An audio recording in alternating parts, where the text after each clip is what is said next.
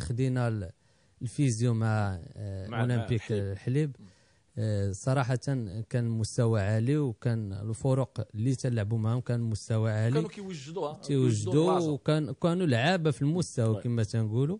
من الالقاب اللي دينا من 94 حتى 2000 راه ما سهلاش باش دي القاب السنين وانت تدي لقب متابع. والسيد الراجل كانت واللي غريب في الامر هو ملي كنا تمشيو لافريك كان عندنا الاقصائيات ديال كوب دافريك وكنا تلعبوا، وكنا في لافريك اشهر حنا في لافريك، ولاعب البطوله في المغرب، وتنسمعوا الرجاء هي الاولى وباقا. وواحد العام كنا مشينا في 95 96 تقريبا في لالي حنا دينا البطوله، والساعه في لافريك سالينا البطوله، بان كانوا لعابه زعما ما نكذبش عليك. جاوا اللعابه ديال الحليب اللي عطاو اضافه للفريق، وتا من خلال اللاعبين ديالنا اللي كنا انا وباصير ومسودع وفهمي وريمي، هذه التشكيله اللي كنا تندخلوا بها.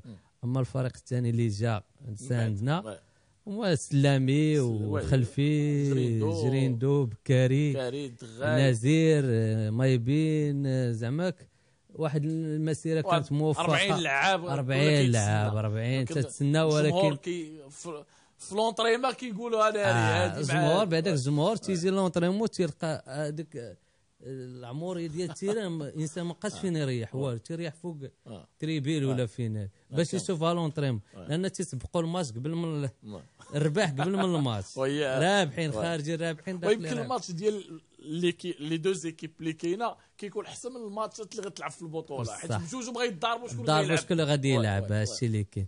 باش نرجع لك ديال لافريك اللي كنا دوزنا فيها شهر صراحه